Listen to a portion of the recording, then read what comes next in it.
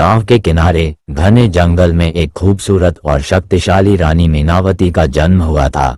मीनावती न केवल अत्यधिक सुंदर थी, बल्कि उसकी शक्ति भी अद्वितीय थी। उसकी सुंदरता और शक्तियों का नगर में हर कोई कायल था। लोग कहते थे कि जिस किसी ने भी उसे देखा वह एक नई ऊर्जा और साहस से भर जाता था। हालांकि मीनावती को अपनी शक्ति का घमंड नहीं था, लेकिन उसका सौंदर्य और शक्ति कई शत्रुओं को जन्म देती थी। एक दिन जब रानी मीनावती एक राजसी उत्सव में नृत्य कर रही थी, अचानक एक काला जादूगर मृगनाथ महल में घुस आया। उसकी आंखों में गहरी घृणा थी। उसने रानी से कहा, तुम्हारी सुंदरता और शक्ति से मुझे जलन होती है। अब तुम हमेशा के लिए एक नागिन बनकर रहोगी।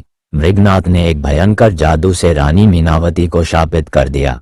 अब रानी, जो पहले एक साम्राज्य थी, एक नागिन के रूप में बदल चुकी थी। शाप से भयभीत मीनावती ने अपने गुस्से को एक संकल्प में बदला, मुझे बदला लेना है और मैं इसे हासिल करूंगी। ये शाप सिर्फ शारीरिक परिवर्तन नहीं था, बल्कि यह मीनावती को मानसिक और आत्मिक संघर्ष के मार्ग पर भी ले गया।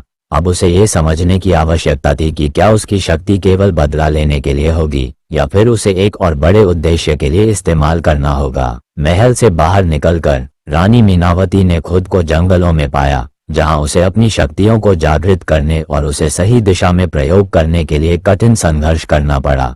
उसकी स्थिति इतनी गंभीर हो गई थी कि वह ये समझ ही नहीं पा रही थी कि उसे क्या करना चाहिए। लेकिन तभी उसकी मुलाकात शारिका, एक अन्य शक्तिशाली नागिन से हुई, जो जंगल के गहरे हिस्से में एक महान गुरु से प्रशिक्षण प्राप्त कर रही थी। शारिका ने मीनावती को सिखाया कि उसकी शक्तियां केवल बाहरी रूप से नहीं, बल्कि उसकी आत्मा से निकलती हैं। शारिका ने कहा, जब तक तुम अपनी भीतर की शक्ति को पहचान नहीं सकोगी, तुम हमेशा शिकार बनी रहोगी। शारिका के ये शब्द मीनावती के दिल में गूंजने लगे। मीनावती ने घंटों ध्यान और तंत्र मंत्र के अभ्यास में समय बिताया। धीरे धीरे उसकी शक्ति बढ़ने लगी। वह अपनी शारीरिक क्रियाओं और विचारों पर नियंत्रण पाने लगी। उसकी आंखों में आत्मविश्वास का एक नया रंग उभरने लगा और वह समझने लगी कि केवल बदला लेना ही नहीं, बल्कि अपनी आत्मशक्ति को सही दिशा में लगाना भी महत्वपूर्ण है। अब वह मृगनाथ से बदला लेने के लिए तैयार थी, लेकिन साथ ही उसे यह एहसास हुआ कि उसके पास केवल शारीरिक शक्ति ही नहीं, बल्कि मानसिक और जादुई शक्तियां भी हैं, जिनका वह सही तरीके से इस्तेमाल कर सकती थी। अब रानी मीनावती ने मृगनाथ की तलाश शुरू की।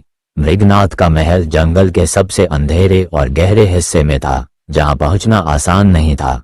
लेकिन मीनावती ने अपने शक्तिशाली रूप का पूरी तरह से इस्तेमाल करते हुए हर कठिनाई का सामना किया। रास्ते में कई खतरनाक राक्षस और तंत्र मंत्र से भरे जाल थे, लेकिन मीनावती की शक्ति और समझ ने उसे इन सब से पार पाने में मदद की। मृगनाथ ने रानी मीनावती के आने की खबर सुनी और उसे पकड़ने के लिए अपने जादुई मंत्रों का इस्तेमाल किया, लेकिन मीनावती अब इतनी शक्तिशाली हो चुकी थी कि वह हर एक मंत्र को नष्ट कर देती थी।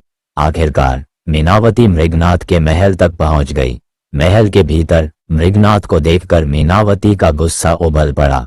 मृगनाथ ने हंसते हुए कहा, तुम तो एक नागिन बन चुकी हो, अब क्या कर सकोगी? लेकिन मीनावती ने अपनी जादुई शक्ति का पूरा उपयोग करते हुए मृगनाथ को लगभग हराया। लेकिन जब उसने देखा कि मृगनाथ को उसकी शक्ति का सही एहसास हो चुका था, तो उसने उसे एक अंतिम मौका दिया। तुमने मुझे शापित किया था, लेकिन अब मैं तुम्हारे अंदर की बुराई को खत्म करने का अवसर देती हूँ। मृगनाथ, जो अब ये समझ चुका था कि मीनावती का बदला एक सही रास्ते पर चलने का संकेत था, उसने अपनी बुराई को छोड़ दिया और पछताया। मीनावती ने बदला तो लिया, लेकिन अब उसे यह महसूस हुआ कि जीवन का असली उद्देश्य शांति है। जब उसने मृगनाथ को सच्चाई का एहसास कराया और उसे सुधारने का मौका दिया, तो उसे ये समझ में आया कि अब उसकी यात्रा का असली उद्देश्य शुरू हुआ है। शारिका ने मीनावती को समझाया, तुमने बदला लिया, लेकिन अब तुम्हारा असली कार्य अच्छाई की ओर बढ़ना है। मीनावती ने महसूस किया कि शक्ति और बदला केवल अस्थायी संतुष्टि देते हैं, लेकिन शांति और संतुलन में जीवन का सच्चा उद्देश्य छिपा होता है। अब मीनावती ने यह तय किया कि वह अपनी शक्तियों का इस्तेमाल संसार की भलाई के लिए करेगी, न कि बदला लेने के लिए। उसने अपने भीतर की शक्ति को शुद्ध किया और मृगनाथ की तरह दूसरों को भी अच्छाई का मार्ग दिखाने की ठानी। मीनावती ने अपनी शक्तियों का प्रयोग अब दुनिया में शांति लाने के लिए करना शुरू किया। वह खुद को एक नई राह पर चलने के लिए तैयार करती है, जहां न केवल अपनी शक्तियों का सही उपयोग हो सकता था, बल्कि दूसरों को भी अच्छाई का मार्ग दिखाया जा सकता था। मृगनाथ ने अपनी गलतियों को समझा और मीनावती से प्रेरित होकर अपनी बुराई को छोड़ दिया।